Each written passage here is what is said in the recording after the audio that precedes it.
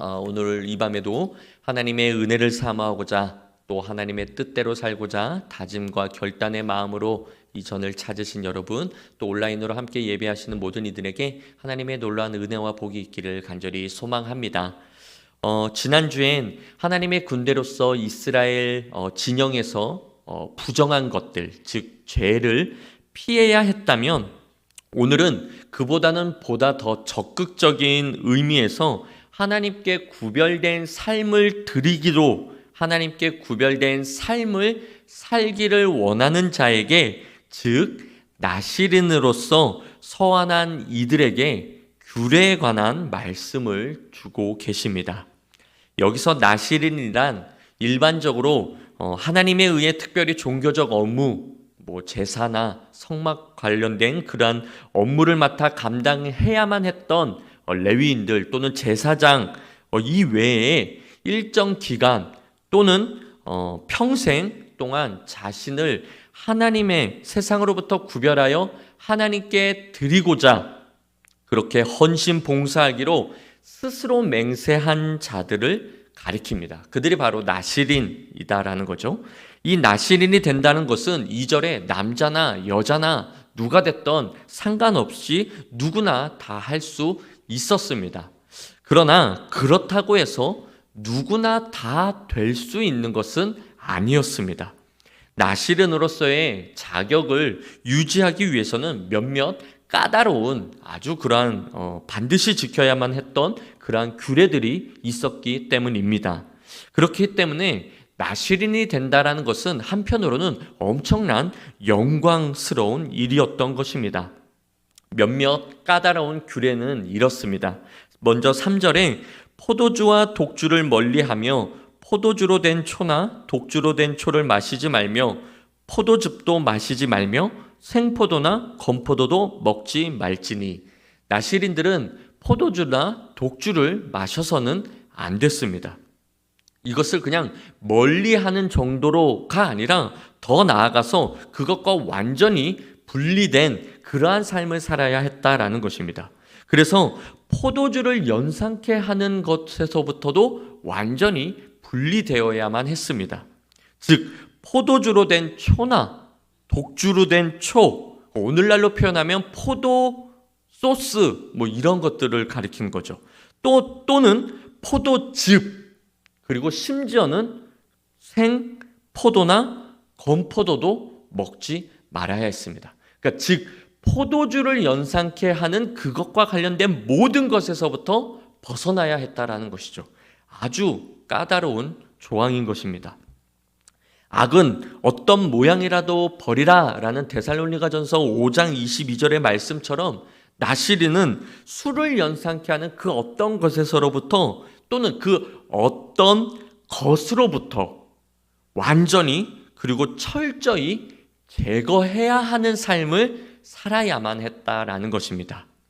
그렇다면 왜 이렇게까지 까다롭게 이렇게 행해야만 했던 걸까요? 그것은 2절에 나시린은 자기 몸을 하나님께 드리려고 구별하였기 때문입니다. 즉 나시린은 자기 몸이 더 이상 자기 것이 아니라 이제는 하나님의 것으로서 하나님 뜻대로 살겠다라는 그러한 결단과 다짐이 내포되어 있다라는 것이죠. 그래서 이제는 내 유익을 위한 그러한 삶을 사는 것이 아니라 하나님 뜻대로 살기 위한 그러한 삶을 살아야 했기 때문에, 그래서 육체의 유익을 위한 이 포도주나 독주를 멀리해야만 했다라는 것이죠. 또한 그를 연상케 하는 것에서부터 완전히 제거해야 하는 삶을 살아야 했다라는 것이죠. 계속해서 5절 말씀을 다 함께 읽어보도록 하겠습니다. 그 서원을 하고 구별하는 모든 날 동안은 삭도를 절대로 그의 머리에 대지 말 것이라. 자기 몸을 구별하여 여호와께 드리는 날이 차기까지 그는 거룩한즉 그의 머리털을 길게 자라게 할 것이며. 나시린은 삭도를 머리에 대어서도 안 됐습니다. 즉 머리카락을 잘라서는 안 됐다라는 것이죠. 일반 백성들이나 제사장들도 머리를 완전히 미는 것을 이렇게 대단한 수치로 여겼습니다. 뿐만 아니라 수염을 깎는 것도 대단한 수치로 여겼죠. 그러나 어느 정도는 잘라서 이렇게 단정하게 하는 것은 관례였습니다. 보편적으로 그 정도까지는 했다라는 것이죠. 그런데 나시린은 보다 더 까다롭게 머리의 삭도를 대어서는 안 됐다라는 것입니다. 나시린에게 있어서 머리를 자르는 것은 상징적 의미로 하나님의 주권적인 간섭과 그의 능력을 제한시키는 것입니다. 단절시키는 거예요. 머리에 삭도를 댔다라는 것은 하나님의 그 능력을 그냥 단절시키고 벗어난다라는 그러한 상징적 의미가 있는 것이죠.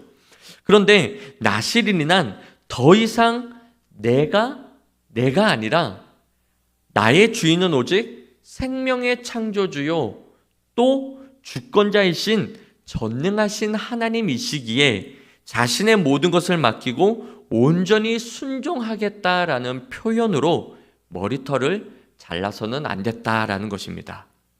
즉 머리털을 자르지 않고 긴 머리로 그렇게 두는 것은 곧 삼손에게도 볼 수 있었듯이 충만한 힘과 생명력을 가지고 하나님을 온전히 섬기겠다라는 그러한 헌신의 표현이다라는 것이죠. 그래서 머리의 삭도를 대어서는 안 됐다라는 것입니다. 계속해서 6절엔 시체를 가까이 해서도 안 됐습니다.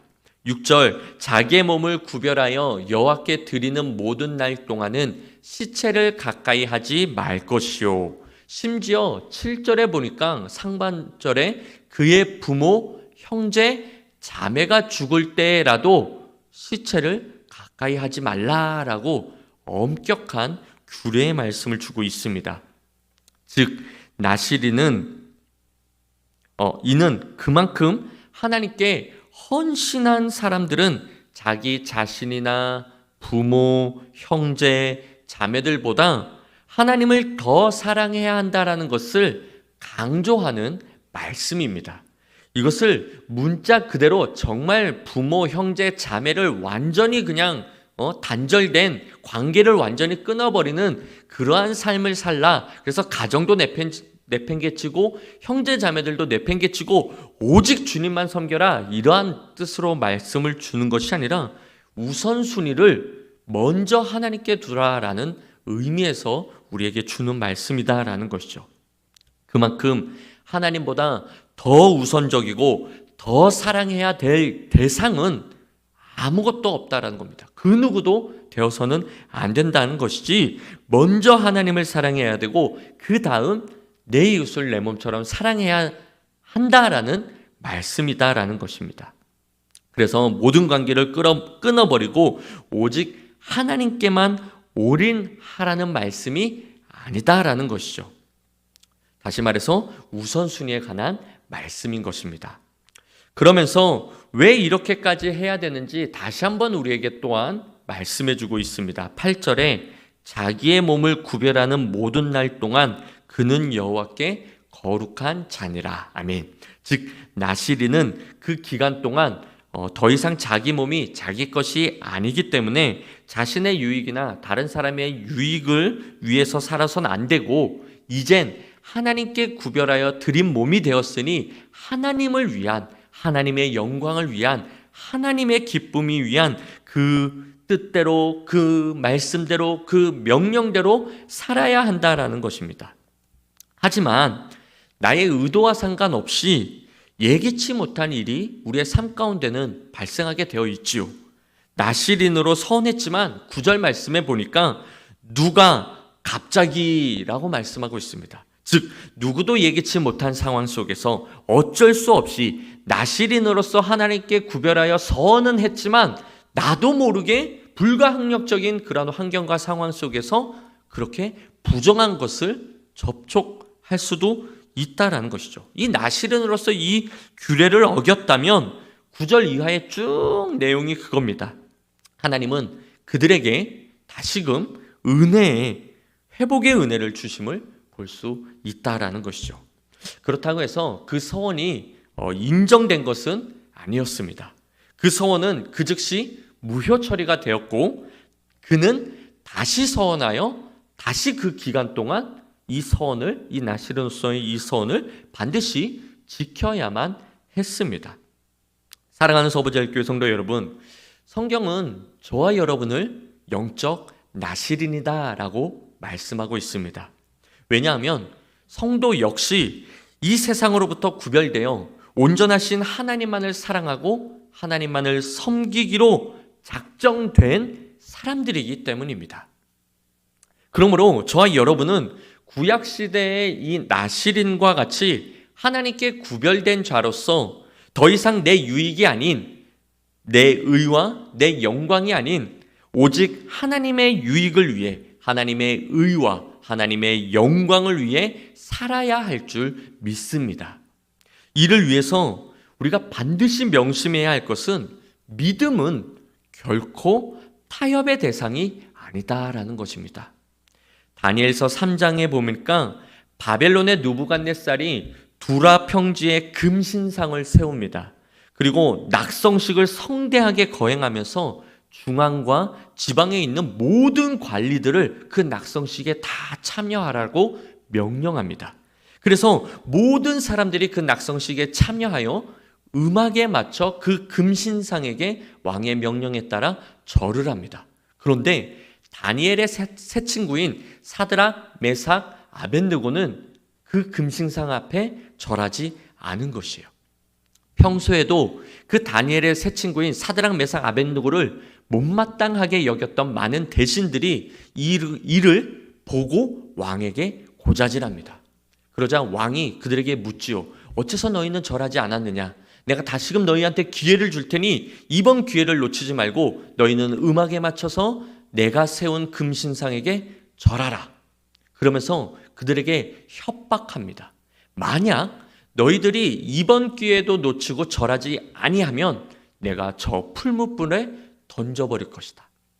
그것도 평소보다 7배나 대화하는 그 풀무불에 던진다라고 그들의 생명을 위협하였습니다. 그러면서 호언장담하는 투로 이렇게 말하죠. 너희들이 믿는 신이라 할지라도 이번만큼은 너희들을 건져낼 수 없을 것이다. 그리고 정말로 그들은 그 평소보다 7배나 되는 그 풀무불에 던져지게 되었습니다. 그런데 평소보다 7배나 더 달궈진 풀무불에 던져졌지만 그들의 머리카락 하나라도 상하지 않았다라는 것입니다. 죽을 것 같은 위기 속에서 생명을 위협받는 그런 환경과 상황 속에서 하나님은 믿음을 지키는 그들을 끝까지 지켜주시고 보호하여 주셨다라는 것이죠. 하나님께서는 그들을 지켜주셨을 뿐만 아니라 29절과 30절 말씀에 보니까 바벨론 전 지역에서 하나님이 하나님으로 높여지는 일과 또 사드락, 메삭, 아벳느고는 바벨론 지방에서 더욱 높여지는 그러한 은혜와 복을 받았다라는 것입니다. 그렇습니다, 여러분. 우리가 하나님에 대한 신앙을 지키면 하나님은 우리를 지켜주십니다. 우리가 하나님에 대한 믿음을 지키면 하나님은 우리의 모든 것을 반드시 지켜주시는 분이십니다. 뿐만 아니라 저와 여러분을 더욱 세상에서 높여주신다라는 것입니다. 비결이 무엇입니까?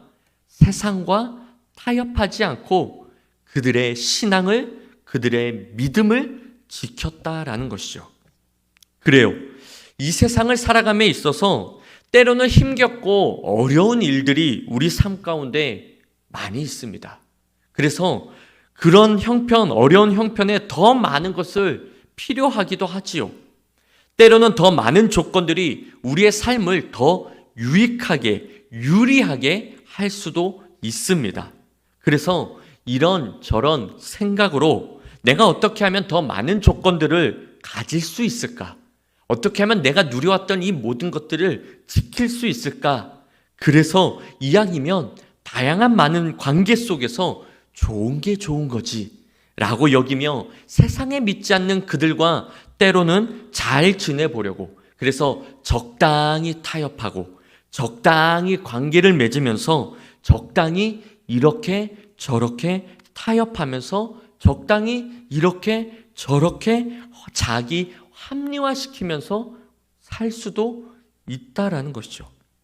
하지만 분명한 것은 믿음은 절대 타협할 수 없는 절대 타협의 대상이 아니다라는 것입니다. 그렇다 할지라도 우리는 하나님의 말씀을 버려서는 안 된다라는 것이죠. 믿음은 그 어떤 경우에도 그 어떤 상황에서도 결코 왕이 우리의 생명을 위협하는 그런 환경 속이라 할지라도 결코 타협의 대상이 될 수 없습니다. 이러한 마음이 우리 가운데 분명히 있어야 우리는 세상에서부터 구별된 하나님의 것으로서의 영적 나실인, 즉 오늘날로 말하면 성도의 삶을 살 수 있다라는 것이죠. 세상과 타협해서는 결코 우리의 신앙을 지킬 수 없습니다. 그 어떤 환경 속에서도 믿음은 세상에서 타협할 수 있는 대상이 아니다라는 것이죠. 지켜야 할 것을 지키면 내가 지키고 싶은 것을 지킬 수 있습니다. 내가 신앙을 지켰더니 하나님께서 나를 지켜주셨듯이 내가 지키려고 하는 그 믿음을 지키면 하나님은 나를 지켜주십니다. 내가 지키려고 하는 그 신앙을 지키면 하나님은 내 자녀를 지켜주십니다. 내가 지키려고 하면 그 믿음을 지키면 하나님은 내 사업장을, 내가 맺고 있는 그 관계를 지켜주실 줄 믿습니다. 그러므로 사랑하는 성도 여러분, 여러분은 스스로 여러분의 인생을 지키기 위해 발버둥 치며 살 것이 아니라 어차피 우리의 모든 인생은 시작부터 마지막까지 하나님의 주권에 달려 있으니 하나님의 계획하심과 하나님의 뜻하신 그 섭리 가운데 하나님의 손길 아래 있으니 하나님, 제가 다른 건 몰라도 이 믿음만큼은 지키겠습니다. 하나님, 제가 다른 건 몰라도 예배를 섬기는 그 자리만큼은 지키겠습니다. 이러한 결단, 이러한 단호하고 분명한 태도로 이 세상과 하나 되어 살아가는 것이 아니라 이 세상과 타협하거나 자기 합리화하지 않고 우리의 믿음을 끝까지 지킴으로 하나님의 놀라운 은혜와 복을 누리는 저와 여러분, 우리 모두가 되시기를 우리 주님의 이름으로 간절히 축원합니다. 계속해서 우리 하나님은 복을 주시는 분이십니다. 그래서 아론과 그의 아들들에게 하나님은 이렇게 명령하십니다. 23절, 너희는 이스라엘 자손을 위하여 이렇게 축복하여 이르되, 우리 다 함께 24절부터 읽겠습니다. 여호와는 내게 복을 주시고 너를 지키시기를 원하며 여호와는 그의 얼굴을 내게 비추사 은혜 베푸시기를 원하며 여호와는 그 얼굴을 내게로 향하여 드사 평강 주시기를 원하노라 할지니라 하라. 그러면 27절, 내가 그들에게 복을 주리라. 아멘. 복의 근원은 오직 여호와 하나님인 줄 믿습니다. 그 하나님은 저와 여러분에게 복을 주기를 원하시는 분이십니다. 그 복은 저와 여러분을 지켜주시는 복입니다.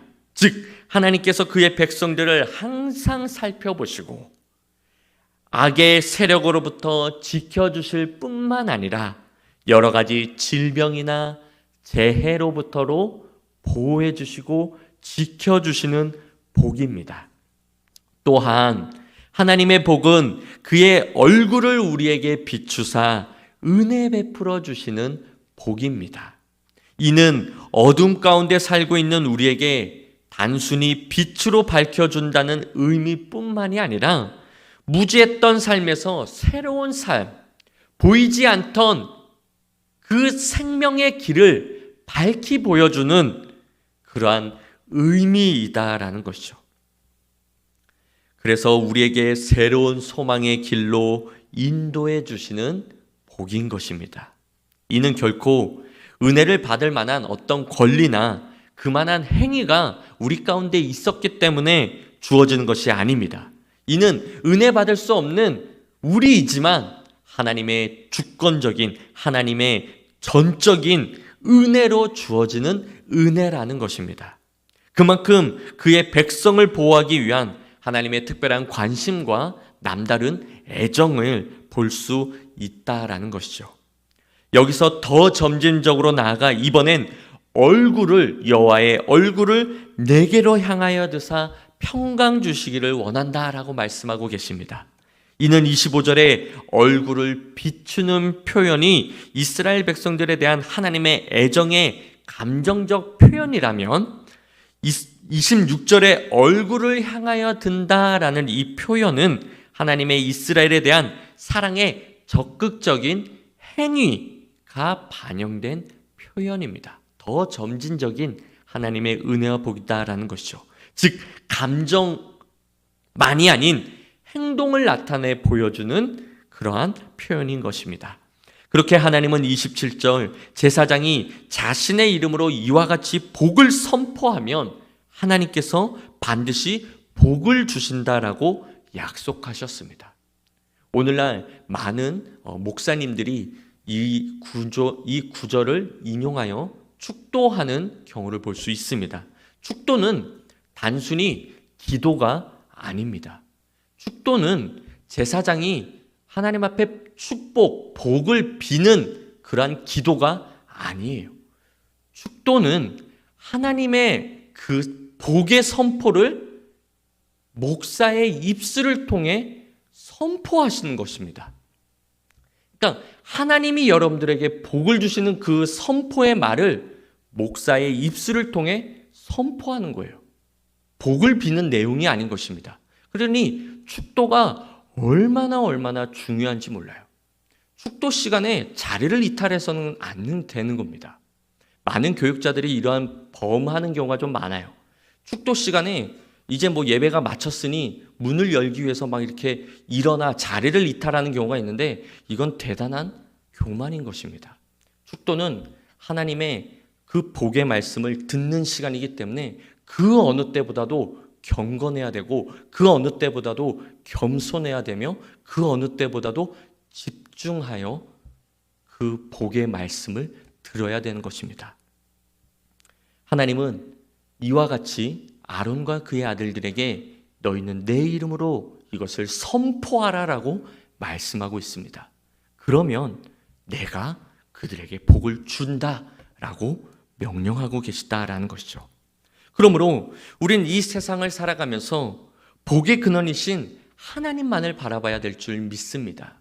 저와 여러분은 이미 영적 나시린으로서, 즉 성도로서 이 세상에서 구별된 하나님의 백성이 되었으니 우린 복의 근원이신 하나님만을 바라보며 그 어떤 환경과 상황 속에다 할지라도 원망, 불평하는 이스라엘 백성들을 본받는 것이 아니라 그럼에도 불구하고 욥의 신앙의 고백과 같이 주신 자도 여호와시오 취하신 자도 여호와라는 입술로라도 범죄치 않는 그 욥의 신앙과 같이 우리는 날마다 감사와 찬양으로 그럼에도 불구하고 우리에게 복을 주시는 그 하나님으로 인하여 우리는 기뻐할 수 있는 무화과 나뭇잎이 마르고 포도 열매가 없어도 외양간에 소가 없어도 감람나무 아무것도 없어도 소출에 아무것도 없어도 우린 복을 주시는 그 하나님으로 인해서 기뻐할 수 있는 그런 영적 나시린이 되어야 될 줄 믿습니다.